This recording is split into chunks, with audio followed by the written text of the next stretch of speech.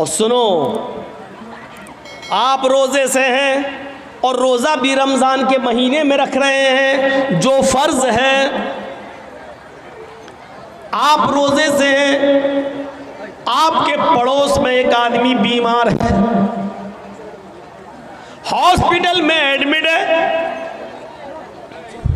Doctor نے urgent blood مانگا ہے، لیکن اس آدمی کا جو آپ کا پڑوسی ہے وہ ہندو ہے، عیسائی ہے، یہودی ہے، کوئی بھی ہے، مسلمان نہیں ہے، مان لو اسلام کو چھوڑ کر وہ دوسرے کسی مذہب کا ماننے والا، مان لو تھوڑی دیر کے لیے، لیکن بیمار ہے، اور ڈاکٹر نے کہہ دیا کہ 1 گھنٹے کے اندر اندر اگر مجھے اس کے گروپ کا بلڈ نہیں ملا تو ہم اس کو نہیں بچا پائیں گے.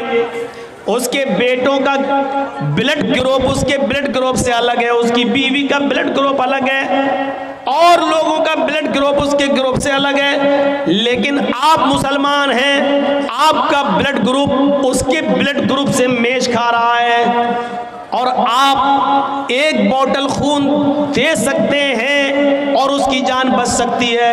تو ایسی صورت میں آپ کو ڈاکٹر کے پاس جا کر 1 بوتل خون دینا پڑے گا، اس لیے کہ اس کی جان بچانا اس وقت ضروری ہے، آپ اس کی نہیں بچا رہے ہیں. قرآن کہتا من احیاہا فَكَأَنَّمَا أَحْيَا النَّاسَ جَمِيعًا، جس نے کسی ایک انسان کو بچایا اس نے پوری انسانیت کو بچایا. یہاں آپ ایک ہندو کو یا ایک عیسائی کو نہیں بچا رہے ہیں، ایک انسان کو بچا کر پوری کائنات کی اور پوری دنیا کی انسانیت اور مانوتا کو بچا رہے ہیں. ایسے موقع پر آپ کو بلڈ دینا پڑے گا. سوال یہ پیدا ہوتا ہے کیا روزے کی حالت میں 1 بوتل خون دینا جائز ہے کہ ناجائز ہے؟ یہ ایک الگ مسئلہ ہے. میرے بھائیوں، آپ کو روزہ ہے، بخار ہے، لیکن ڈاکٹر نے بلڈ جانچ کے لیے سیمپل مانگا ہے، آپ روزہ نہیں توڑنا چاہتے ہیں، تو ایسی کنڈیشن میں آپ بلڈ جانچ کے لیے 2, 4, 5 ml بلڈ اگر آپ کا نکالا جا رہا ہے تو آپ نکلوا سکتے ہیں، آپ کا روزہ نہیں ٹوٹے گا.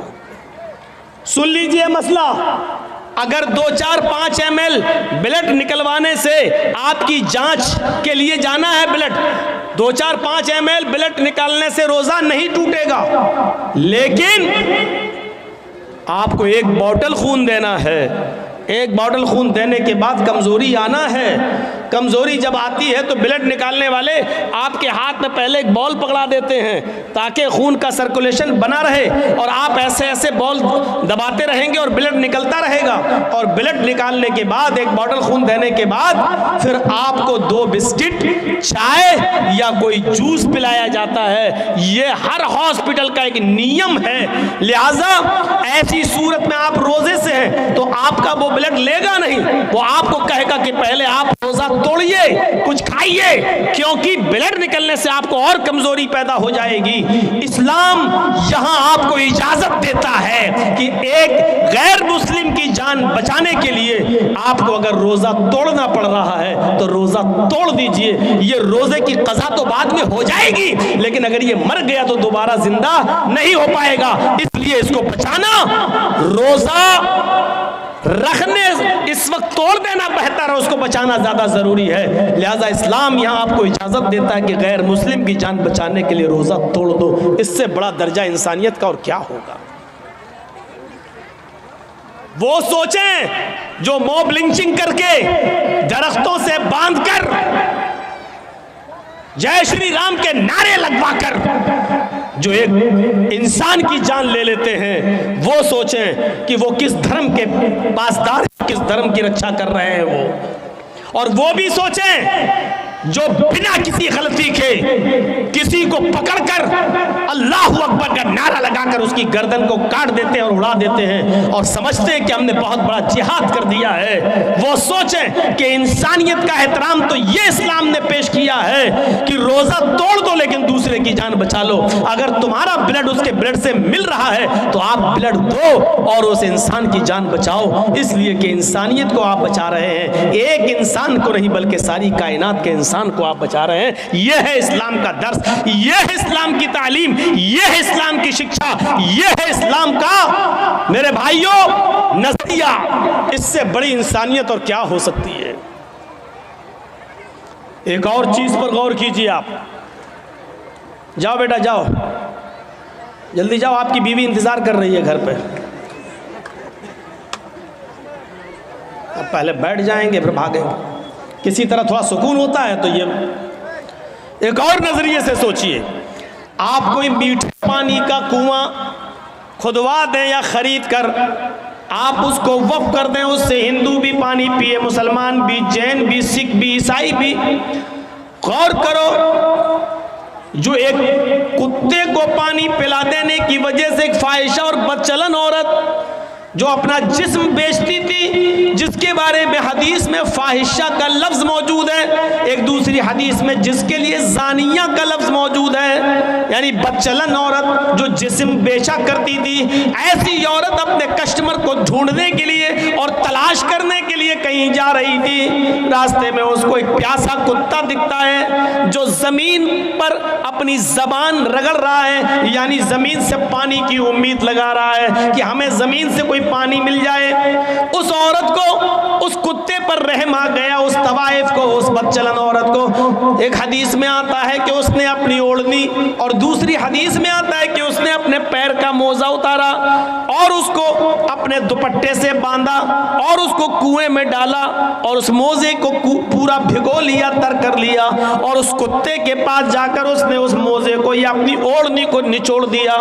کتا پانی پینے لگا, وہ عورت کئی بار کنویں سے پانی نکالتی ہے اور اس کتے کو پلاتی ہے. اللہ کے نبی فرماتے ہیں اس عورت کی اس ادا پر کہ اس نے کتے کو پانی پلا دیا, اللہ رب العالمین نے اس عورت کو جنت کا مستحق بنا دیا. جب مری تو وہ جنت کے اندر داخل کر دی گئی. ایک کتے کو پانی پلا دینے کی وجہ سے ایک طوائف, ایک فاحشہ عورت بخش دی گئی اور وہ جنت میں چلی گئی. پھر ایک عام انسان کو پانی پلانے کا ثواب کیا ہوگا؟ ایک عام انسان کو اس بھید بھاؤ کو ختم کر دیا جائے کہ کون ہندو ہے, کون مسلمان ہے, کون سکھ ہے, کون عیسائی ہے, کسی بھوکے کو کھانا کھلا دیا جائے. یہ سوچے بغیر کہ یہ ہندو ہے کہ مسلمان ہے, سکھ ہے یا عیسائی.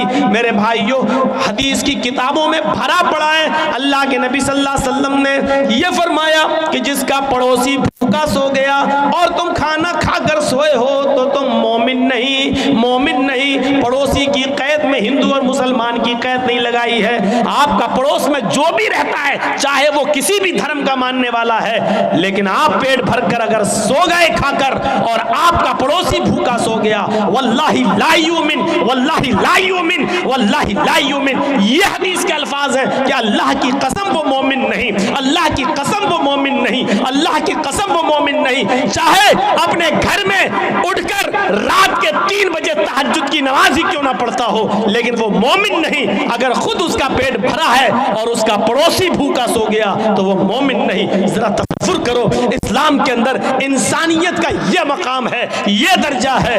وہ کہتا ہے اسلام کہ تہجد بھلے ہی نہ پڑھو لیکن پڑوسی کو بھوکا مت سونے دو. میرے بھائیوں یہ اسلام کی تعلیم ہے, یہ اسلام کی شکشا ہے. ایک کتے کو پانی پلا دینے کی وجہ سے ایک طوائف جنت میں چلی جاتی ہے, تو پھر انسانیت کو کھلانے اور پلانے والا یہ کتنا بڑا ثواب کا مستحق ہوگا. یہاں سے ہمیں اور آپ کو اندازہ لگانا چاہیے اور اندازہ لگا کر سوچنا چاہیے. ہمیں اور آپ کو ان تمام باتوں پر غور بھی کرنا چاہیے. انسانیت کا یہ درجہ, یہ مقام اگر کسی مذہب نے دیا ہے تو وہ اسلام دیتا ہے. یہ انسانیت کا مقام ہے.